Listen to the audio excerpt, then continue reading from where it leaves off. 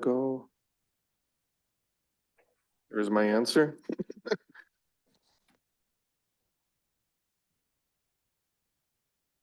So apologize, I do not have a paper copy of the agenda, so I'm gonna see, could you scroll up a little bit? Yep, thank you.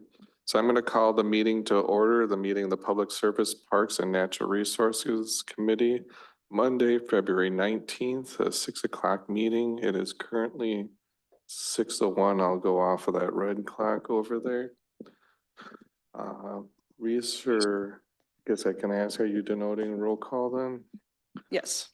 I know Dawn was going to participate on Zoom and I heard Tashidra was. I don't see her yet and I have not heard about Eric, so it looks like he might just be absent.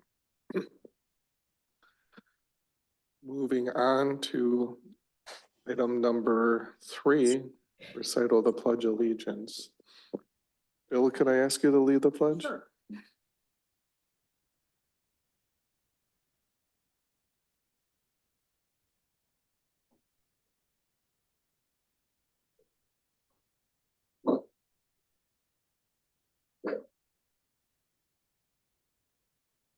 Thank you. Item number 4 is approval of the minutes.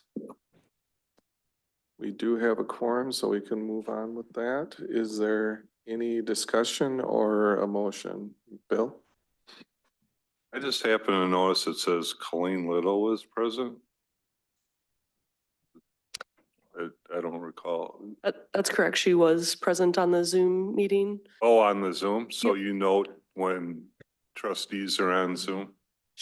I had asked who me was and she said it was Colleen Little, so Oh, and we okay. just noted I it. just So wonder if that's what's done at other, say, I'm on Zoom at the Planning and Zoning Commission. I've never seen where my name was up there, but that's fine. yeah, it was something that we elected to include if a trustee or an additional staff person was on for the call. Just felt like that's fair for the public to know, but That's good to know. Thanks. I make a motion to approve. Thank you. I'll second. Motion by Bill, seconded by Matt. Thank you also, Dawn. But Yeah.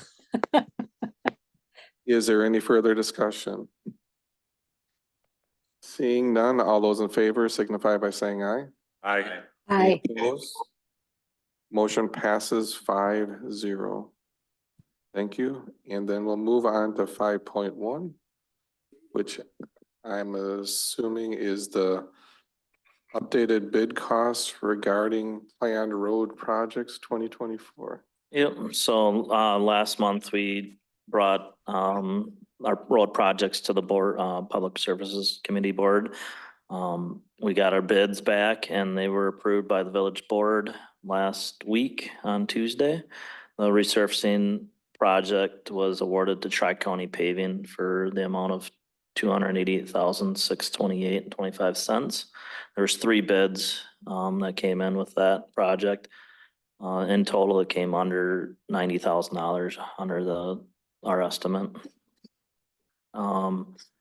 Reconstruction project on Regstead Street was awarded to Madrell Excavating LLC for an amount of $461,968.75.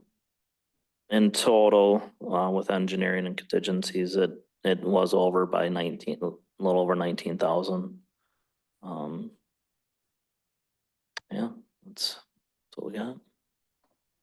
Oh, quick question. I'm assuming they were all awarded to the lowest bidder. Is that? All awarded lowest bidder, yep. And Madrell Excavating has done a lot of work here in the village as well in the past, so they're pretty good. Thank you, Greg. Any questions, comments? Thank you. Item 5.2, discussion and possible recommendation of urban deer management plan. Judd, I'm assuming? Yep. So Greg and I went out a week ago and Greg flew the drone and I counted the deer on the TV screen that was in the back of this car. Well, he counted on the screen in his drone. And we accounted for 233 deer in a 1.65 square mile radius area. We were as far south as Windsor Road. We crossed Lake Road, Highway CV, a little bit over there by the funeral home, and then got up to Western Green Park. We flew for, I don't know, roughly 2 hours, went through 4 batteries, repositioned in 3 or 4 different locations there to try to encompass all of that area. And there were times the herds are huge, right? I had pictures in the packet that we captured off of that drone footage to show. So here's the zone with which we flew roughly. But each of these specks is a deer, right? This is a still photo, but we verified that every speck we saw, we waited to see if it was going to move, and they moved, right?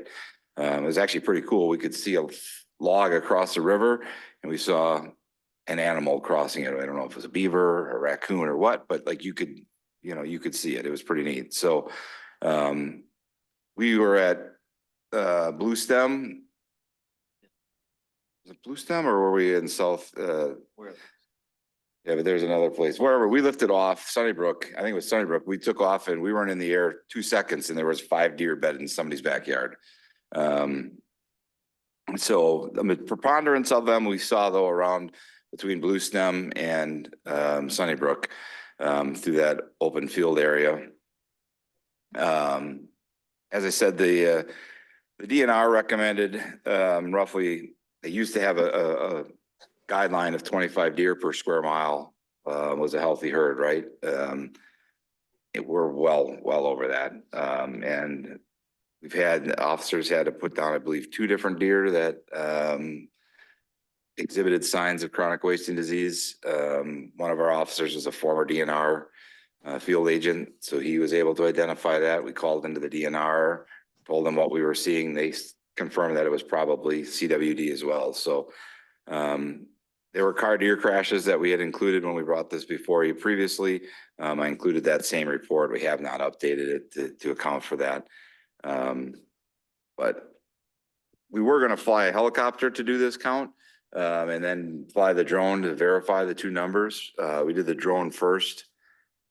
I don't see the need to expend money on a helicopter trip. As cool as it'd be to get up and fly in one and count deer, there's not a reason to expend those tax dollars. We don't have to. Even if Greg and I were off by say 20%, we're still at 190 plus deer. And again, we didn't cover the north part of the village. We didn't cover this eastern part because I know there's a herd that lives over this way. And we certainly didn't cover down by Hooper, and there's herds down there or in the Tobin Creek area. So we have an overabundance of deer. I had drafted, excuse me, a wildlife management plan that you all had an opportunity to review is in the packet as well. If I can get this thing to cooperate with me. Open for comments, questions, concerns, direction, just kind of, feedback on this. Next steps will be to take this to the village board, let them see it, digest it, come back with any concerns. I'm sure there'll be some concerns from some residents in the village. And so we plan to have an open meeting, kind of a public information meeting for people to come and chat with us about it, to say what are their concerns, what are their thoughts. When Greg emailed our contact at the DNR, her first response was, "Oh my, that's a lot. I'll issue you a nuisance permit immediately." So she wouldn't directly say that it was an issue, but the fact that she's like, "You need a nuisance permit," I think said an awful lot to us. Our plan would be to probably, if we are going to follow through with this as drafted, nothing would happen until this fall, because we want to make sure we give enough time for people to give feedback and for everybody to have an understanding of what it is. And then it would take time for us to plan that, whether it's through hiring sharpshooters or coordinating with the PD and getting them to help do this stuff. So I kind of drafted this based off of other models I've seen throughout the state of Wisconsin. And so it's being used in other communities here in the state, something similar to this. I made it so it line up with what the Village of DeForest might want to have, so. Thank you, Judd. Reese, can you denote that Tashidra joined us at 6:09 on the red clock? And Tashidra, I see you have your hand up. Yes, my hand is up and I actually joined at 6:01. You just didn't see Oh, me. so sorry. That's okay. Yeah. that's Reese, okay. Reese noted it, sorry. No worries. First off, Judd, thank you so much for this report and thank you so much for being cognizant of tax dollars and not using the helicopter, although I think that would have been really cool as well. And I think your work is amazing and I like the report that you put together. And yeah, I think if you're getting issued a nuisance report without without any solicitation, lets me know that this could be a possible problem that we should keep our eye on and work on. So I just wanted to say thank you for the work. I read the report and it was really thorough and I support whatever work or whatever ideas and initiatives you put forth to the board. Thanks. Thank you, Tashidra. Don? Oh, next. can you hear me? Yep. Okay, thank you. I was wondering, do they, when you get the sharpshooters like we had years ago, do they kill off a certain amount of bucks and a certain amount of does? Is that what they're aiming for? You know what I'm saying? And do they watch out for like the does that may have the young fawns yet? So it's, it's been done in the past, it's been done in the wintertime and the deer at that point have shed their Yeah. antlers typically, Yeah. so it's hard to determine what you're looking at, whether it's a buck or a doe. They do it from an elevated position, so I'm sure they would more than likely take out the larger ones. Again, they did it over a bait pile, so you're just gonna get a large quantity of deer and you're not gonna be able to say that those fawns are with this doe or whatever. It's done at night. And it's a really quiet discharge of the weapon that they try to use. So if we were to do this, we would certainly cordon off the area. It would be, we would have it'd be at a time that's least impactful to most residents. They shouldn't be on the trail, but again, it's shooting at an elevated, almost a straight down type of a scenario. And how many would we be killing off? I What don't number have you- that. I don't know that Okay. answer yet. We Okay. haven't determined what would be a qualified number. Again, when we did this in the past, I think there was the deer count was like 100 or something. And I think, would they take 30 or more? I think they did.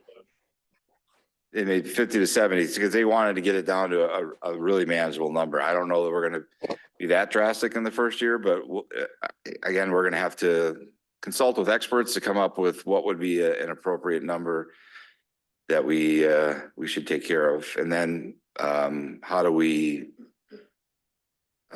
allow people access to the deer that might want them, right? Thank you, Judd. I love your plan. Thank you very much. Yeah. Thank you, Don.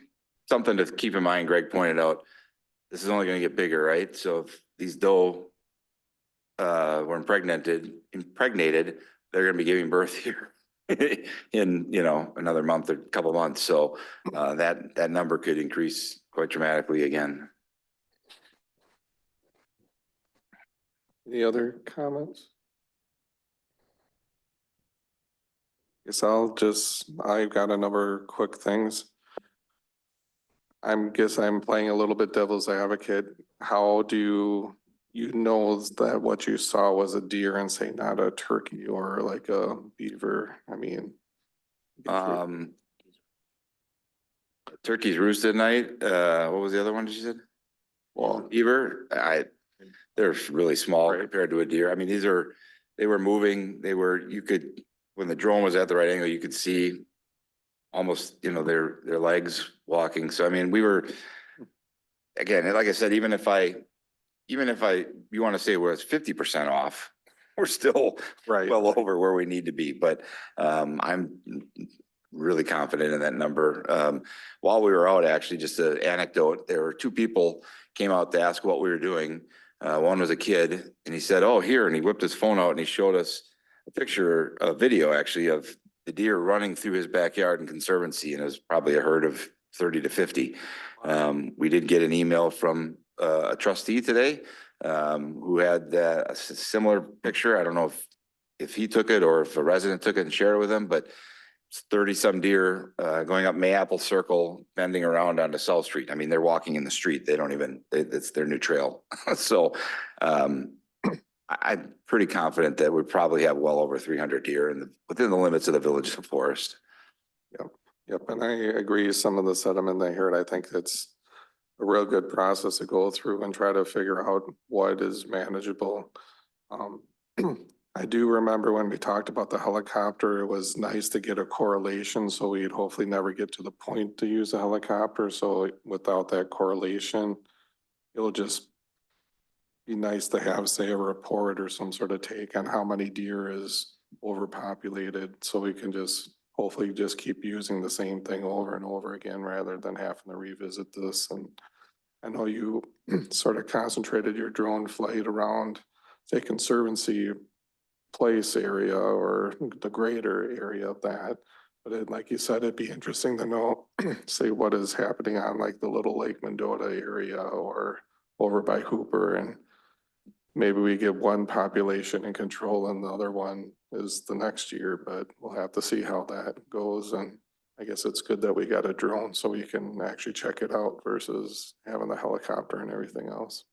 I kept going another couple hours. We just ran out of batteries. So if we can, maybe we'll have to do a rec since we're not doing the helicopter. We can maybe buy extra batteries and have them fully charged, and Greg and I go back out and do it again. It was funny listening to Greg. He was like a kid in a candy store. He came over clearing of trees and I heard him giggle and say, "Oh my gosh." And there was, 30, 40 deer within shot. Right. So we were both having fun with it and said, well, we go out and do it again. It was fun. So we would like to cover the whole village.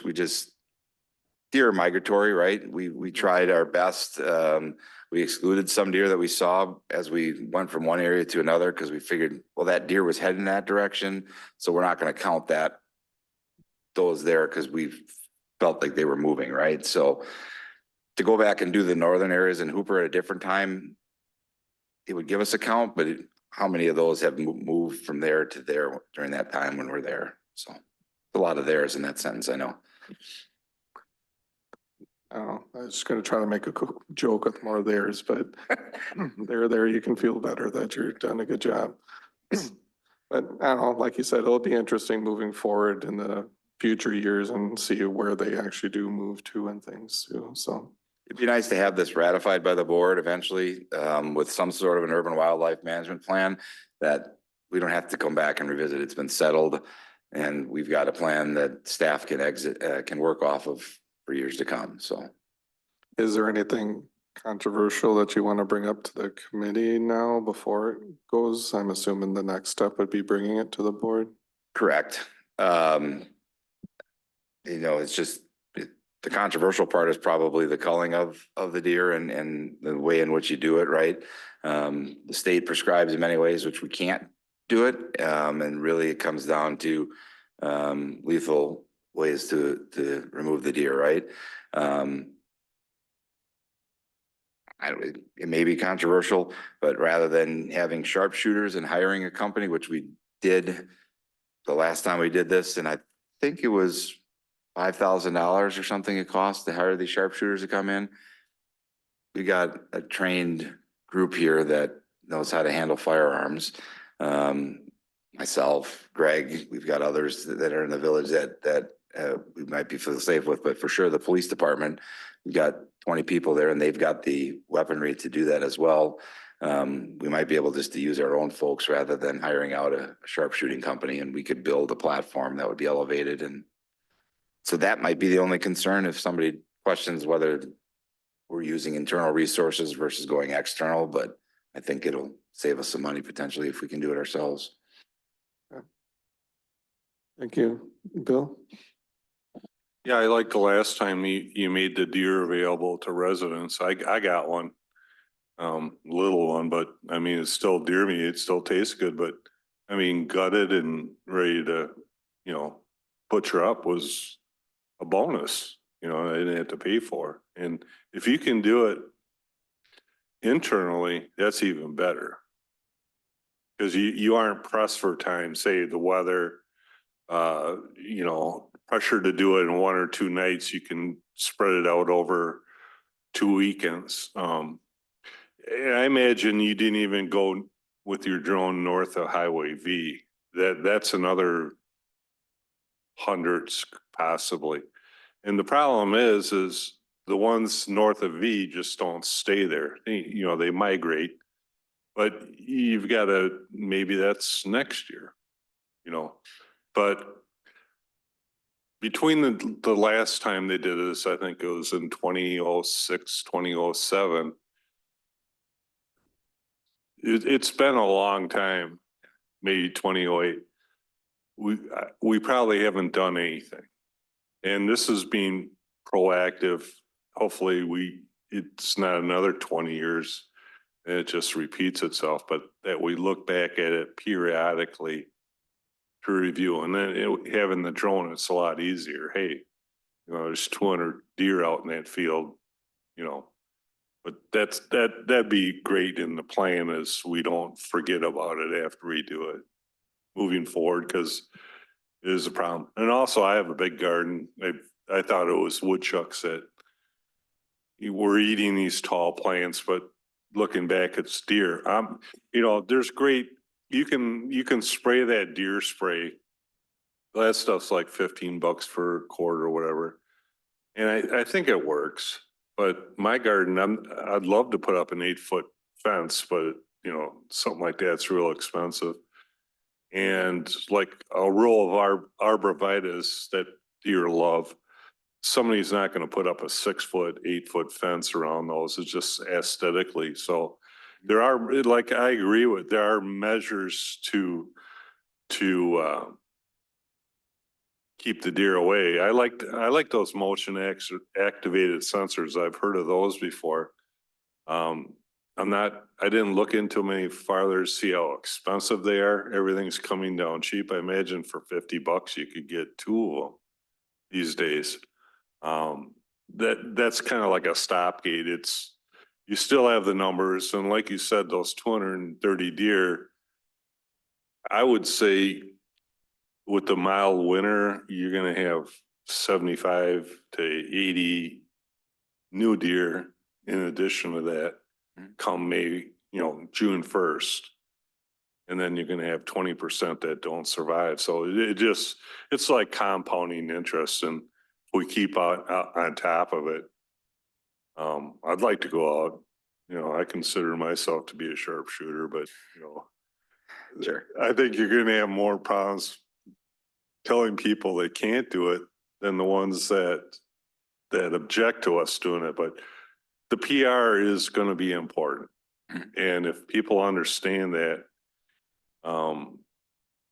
it's gonna make it easier. All these pictures, like what I sent you, the 30-year running down South Street, crossing the bridge in single file, that should be a wake-up call to people that, that's not 30 woodpeckers or 30 beavers, they are destructive. And yeah, they aren't going to attack you per se, like a wolf or a coyote would go after somebody's dog, but and it was proven this spring or a couple months ago with the CWD deer out in Conservancy Place. Did we ever get anything back where they tested that deer? I don't If it's positive? I don't know if they tested it. I'm not sure if it was required to test it. I don't think it was. I think they just dispatched of it because it exhibited all the signs, and, our officer who used to be a warden knew what it was, and the DNR confirmed by what we described what was happening, that that's what it was. So, Because on social media, it was more of a matter of somebody seeing it and seeing the response from the police department and maybe hearing the shots versus these guys are out at 2 a.m. over a bait pile. If you don't see it, they don't know about it. they have high suppression on those weapons, so it's a minimized sound, right? The motion activated, I can tell you as a avid walker on our trails, they don't move. They don't care. Yeah, So yeah. any yeah. kind of motion activation isn't gonna scare them off. You know, we flew pretty close to them and they just kind of milled about, right? And the drone is not real quiet. You know, I mean, it's quiet, but it's not, it would move usually most animals and I don't think they hardly moved. So, I'm not none of us wanted to just, we're not doing this just because we want to. Right. I'm actually concerned for them because I look at them and they're not healthy, right? And I'd prefer us to have 25 healthy deer than 233 that are ravaging our community and are sickly. So But how we handle this PR wise is gonna be the success and I think we can do it. great. Okay, thank you. Do you have everything you need, Jen? Oh, Matt? Just thinking about the PR aspect of it, we have one count over, you know, the area that you described, and we're not spending a lot of money to do that count. I'm wondering if we do 2 or 3 counts in that same exact area where we can get a much, you know, more reliable number, that might be helpful as well. Sure. And then also, I think just talking about how many deer are going to be remaining is the angle to take on that rather than how many deer are going to be removed. Could be helpful with PR. Sure. That's a great idea. We certainly can go out and fly the drone again a couple times in those areas to see if we get a similar count or whatever that number is and come up with that average if it's higher or lower, right? Again, deer they move about, right? They're not tied down. So, but it's good. We'll certainly do that. Okay, thank you, Matt. Bill? So this resolution, we're making a recommendation to the village board. Yes, so if you could make, if somebody wanted to make a recommendation to support this at this time, and with the notes that, you know, we'll certainly come up with a number that'll have to be included in this down the road. Okay, I'll make the recommendation to pass a resolution of the village board to accept the public services recommendations for deer management plan.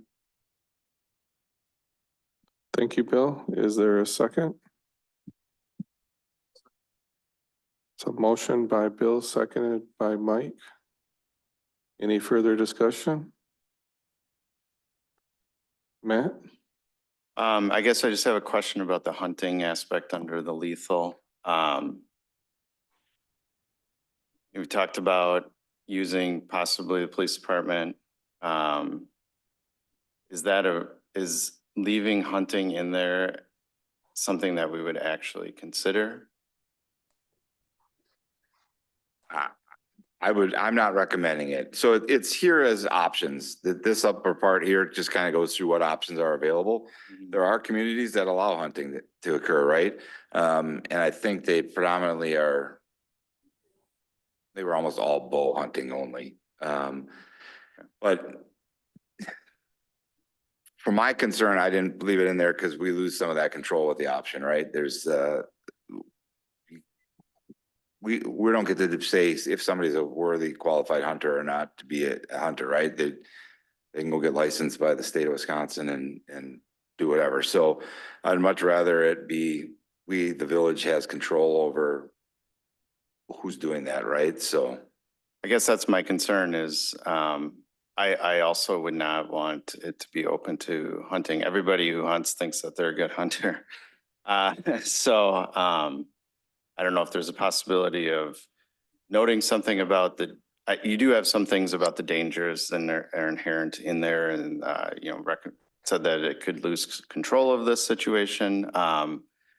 Maybe that's enough, but I do wonder if there's even maybe stronger language about not recommending hunting as an option.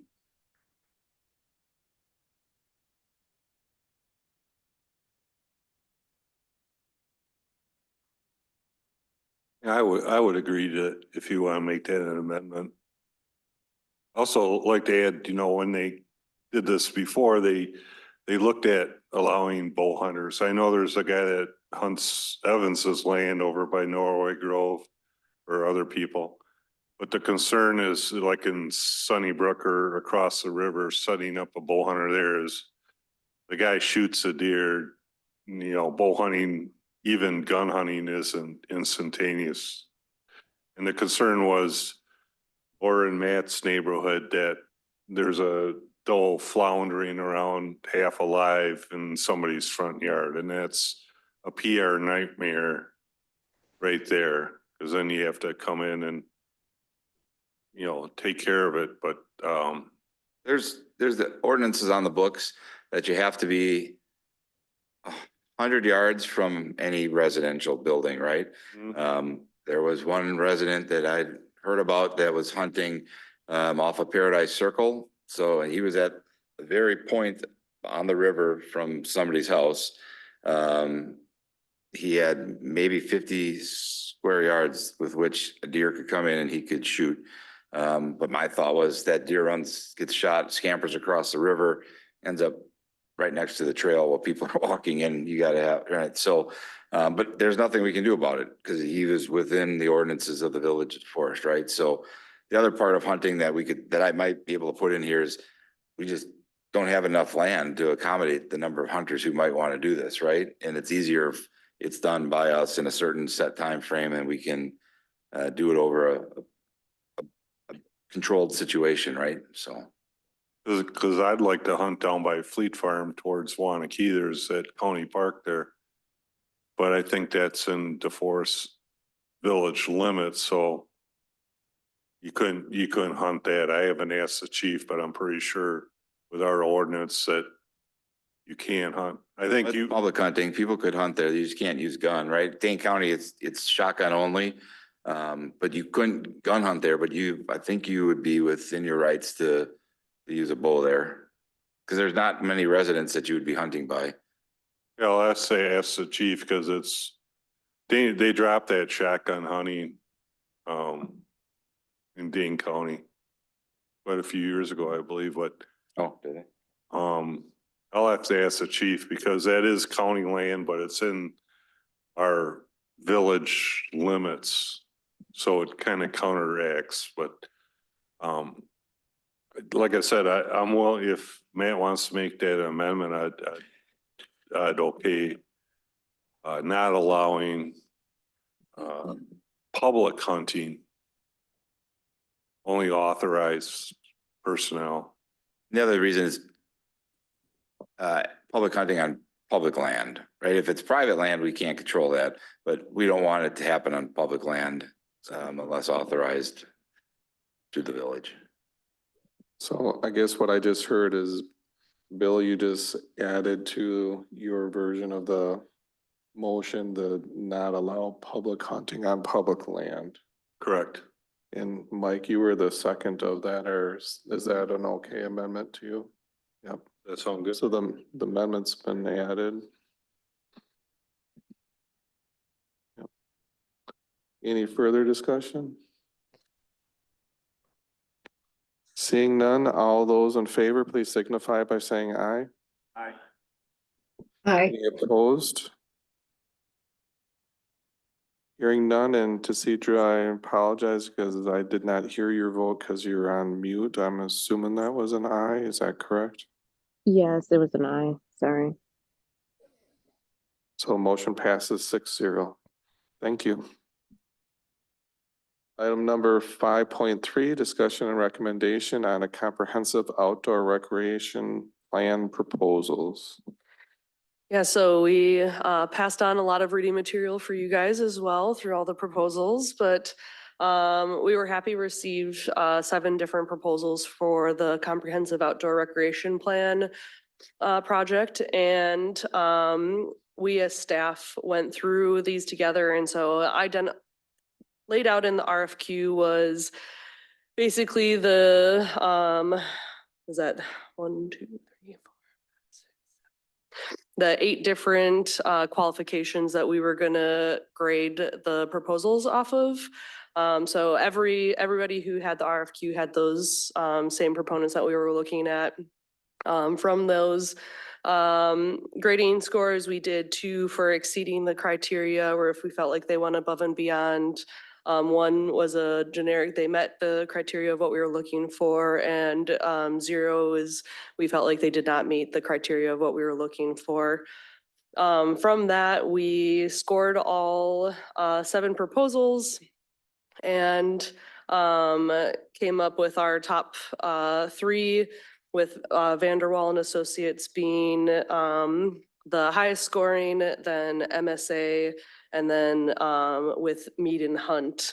And then we kind of just added some additional notes in there of what those costs were, if there were some additional fees that would be associated with it, and then when they would have a plan for us to be adopting the proposal, which again were all things that played into how we scored the different ones. So between the 3 of us, all of us feel very comfortable with any of the top 3. I wanted to bring this forward. Our recommendation obviously would probably be to go with Vanderwall and Associates, as they were the top score, but certainly something that can be discussed here. We're looking for a recommendation to then bring to the March 3rd board meeting. I don't know if that's the exact date.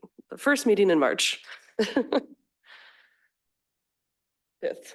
So close. Okay, thank you, Reese. Any discussion, comments? Bill, looks like you're ready to talk. Yeah, just briefly, the public input portion of this. I know we're gonna meet the 16th of March, the 3rd March, or Monday in March. And then the public services open house is gonna be the 21st, I believe. I imagine there'd be some kind of presentation, but would that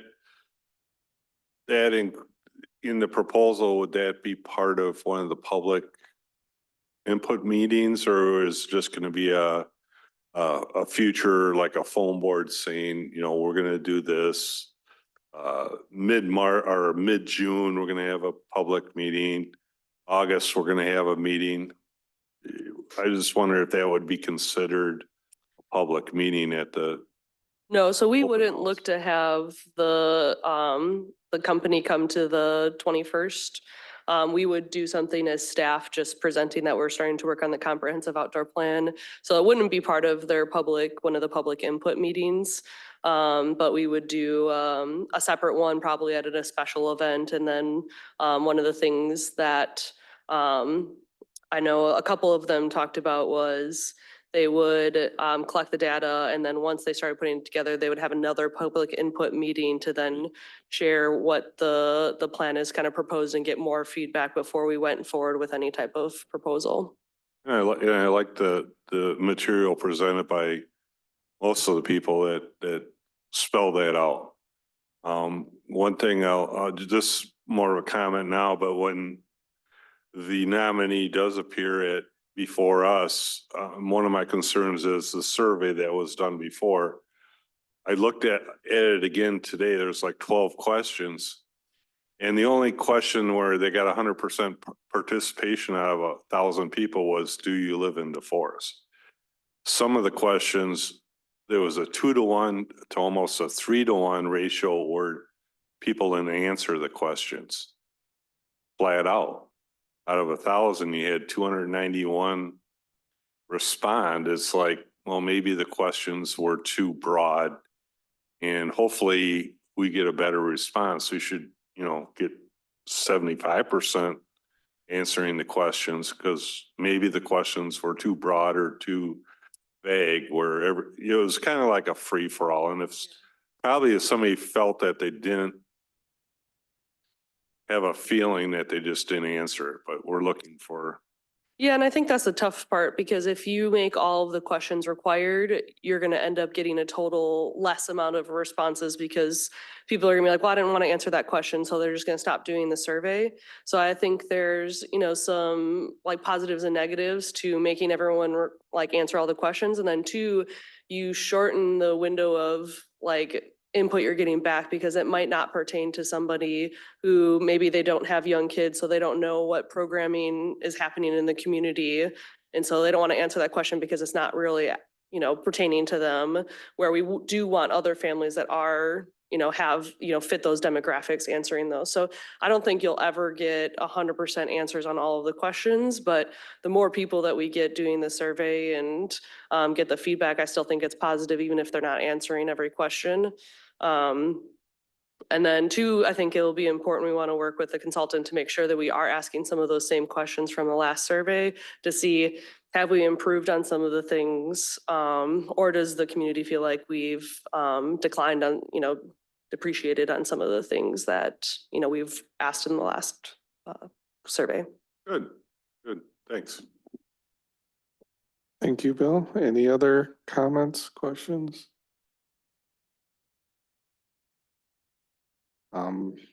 We are looking for a recommendation to go to the board.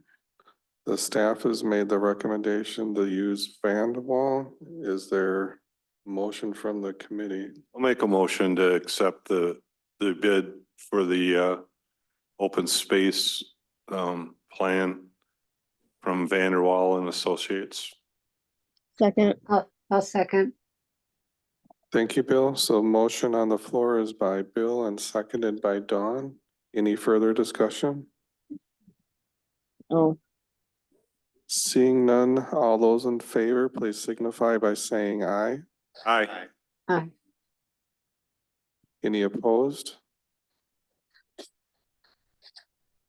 Motion passes 6-0, I believe. Thank you. Item number 6.1 is a public service update. Is that you, Judd? or- Yep, and Greg can chime in if he's got things that come to mind for himself as well. Two things. One, we put out using Indeed to try to find a new employee for the Public Services Department. We had 10 applicants. We narrowed it down to 5 and interviewed 4. One rescinded his interest in the job. And of those 4, we made an offer to Trent Day. So he's going to be starting for us on March 4th. And we're excited to have him on. So we'll have a full staff. If you recall, Zach Metler, who works for us, pivoted to the athletic groundskeeper position. So we hired for that one, and we had an opening in the water side. So this is where Trent will fill in there. Hickory Road Sewer was put on pause a little bit during the winter here. They got across to Hickory. And they'll be picking back up here in another couple weeks and starting to extend to the north first, and then check that, heading south first and then heading north after that fact. So other projects will have kickoff meetings for pre-construction meetings for projects that we have. They'll be coming in the next months or so. We have one tomorrow already. So we're getting into the other season in Wisconsin. Winter's almost done, and now we're heading to construction season. So. Anything? Yeah. Can I ask about the Hickory Grove sewer? Is that anticipated to be done this spring, or is that something that goes into summer? Hopefully it'll be the spring yet. I would say before June, it'll be completed. Okay, oh, good. Yeah, Thank it you. shouldn't be a problem. I do have one thing, if you guys see, or if you hear from anybody wondering what our water utility guys are doing out checking, we've got a correlator which checks for leaks in our water main and hydrants. So they're out checking for leaks throughout the system. They're starting over in the Acre Addition, just northwest corner. So if you get any calls or wondering what they're doing, they're checking for leaks. Thank you. Anything else with the public service update? Item 6.2, recreation and community enrichment update. Yeah, so I think I shared at the last meeting, but I'll share again. So we are finalizing the spring, summer rec guide right now. So last year, we did decide to consolidate down to 2 guides. So now we're doing a spring, summer guide and a fall, winter. We have a plethora of programs. So right now, I think we have about 40 pages of programs that are going to be in this guide. So we're really excited to be getting this out. And one of the changes for this guide as well, so we have the non-resident fee will be put into place for this guide. And then also we will be publishing the guide one day, but then we'll be opening registration a set another day so that families have an equal opportunity to be able to register for some of our more popular programs. Because before we would just open up registration, we sent it out and people didn't know what time we were sending it out or anything. So I think it made it hard for families. So those are a couple changes that are coming up in the guide. I know that we've received some comments on Facebook about the resident, non-resident fees. We still just, strongly encourage, we have a frequently asked questions portion on the website. And we encourage people to reach out to their elected officials, particularly non-residents, that, I think our board is still very open to having discussions to work with Windsor to allow them to be residents if there was a contribution provided. So we're just going to continue to try to give that messaging and see if that's something that, will help them. And then our community events coordinator started today. So Trisha Klein-Stieber started today, and hopefully I didn't overwhelm her too much. I mean, she seemed excited, but she has a lot on her plate of things that she's starting off with right away. So she's starting to work with Dragon Arts Fair, getting involved with 4th of July. She's going to be taking leadership on the farmers market and with sponsorship and everything. So she's got a lot on her plate. She's learning a lot, but I think she seems really eager and is going to be a great fit here. So. I think that was the same person that emailed me about the Riverfest too. Is that correct? Correct. Yep. So she started right away today. Yep, I already got an email. Thank you, Reese. Bill, you have a comment? Yeah, Deb, you talked about the farmer's market. We had somebody part-time. Now she'll be doing that. We won't need the part-time farmer's market. Oh, good. So that's another check off the block, another. Yeah, we are gonna still keep part-time, just like site supervisor, just so that, Trisha doesn't have to work late every Tuesday. But that will be Nancy, who's actually been our farmer's market manager for the last couple of years. So she's gonna take kind of a smaller role and just be the on-site person to help direct vendors where they need to go, collect EBTs, all that stuff. Good, sounds good. The farmer's market is successful. I would say it is, yeah. I would say over the last couple of years, we've definitely grown the farmers market. And I mean, last year, I think most of the markets outside of some of the towards the way beginning and the way end, I think had all of the stalls full. The beginning season, sometimes you just don't have the production from the vegetables or fruit yet, and kind of same on the end of the season. All right, thanks.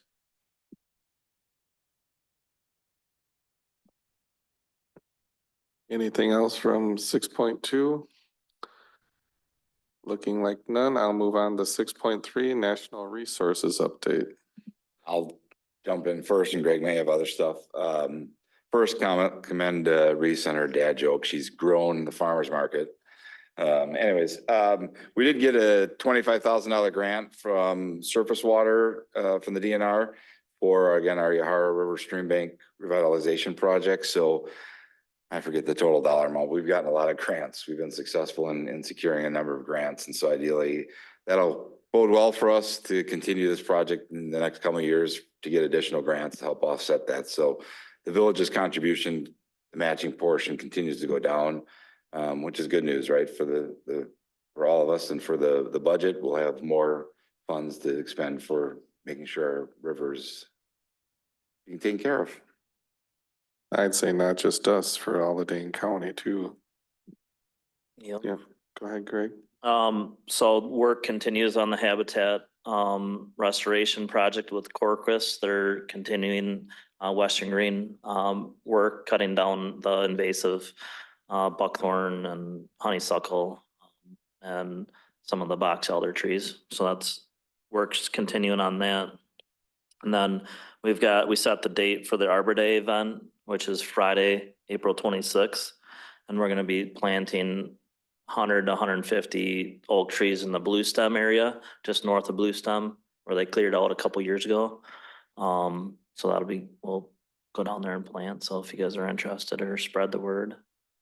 We might have some t-shirts this year oh, never mind. No t-shirts this year. I think that's about it. I was gonna add, there has been talk, you may hear, about the red-headed woodpecker that's going around the area. I was contacted by the DeForest Times today and they had an interview with them. He's going to be interviewing the resident and then reaching out to the DNR and that. But it's been seen, it is in the village, it's throughout the village. It's a bird, that was somewhat endangered. I don't want endangered, it's too strong a word, but it was, so it wasn't, Declining. it was declining. It wasn't fully protected, but it was in concern, right? Their birds are migratory. They go where there's food. There's plenty of food now for them with the emerald ash borer coming through, right? So that is a discussion point that's been happening. And you know, we are Bird City USA. We've been for a lot of years. We've been Tree City USA. So and we have bird information on our website, as well as a birder that takes people around and does bird watching events throughout the year with folks. So not that we don't concern for them, we do. We certainly are having them under advisement, but I think it's a positive sign that residents have seen them. They've got pictures of them in their backyard. So they're there, they're around. So just as an FYI. Nice. Who did you say you interviewed with? The DeForest Times Tribune called and they got a letter from this resident concerned about that, so. Okay, thank you, Judd. What's that? Oh, thank you. Dawn, you have your hand up? Yeah, I was just wondering, are you burning Western Green again this year? Just a small portion of Western Green Park will be burned. Trying to think. They do it in stages, so not the whole thing gets burned. It's small areas. So I think it's in between the trail and the river is getting burned this year, kind of where they're doing the work right now. They're gonna burn that. Okay, thank you. I did send letters out to all the affected residents in all of the areas that are getting burned. Okay, thank you. Any other questions, comments? Seeing none, I'll move on to item number 7. Any other business that lawfully comes before the Public Service Parks and Natural Resources Committee? Anybody wishing to speak? Okay, item number 8, adjournment. Is there a motion? Make a Motion motion to to adjourn. adjourn. Second. Motion by Bill, seconded by Tashidra. All those in favor, please signify by saying aye. Aye. Aye. Aye. You opposed? Motion passes 6-0. You're adjourned at 6:54. Thank you all.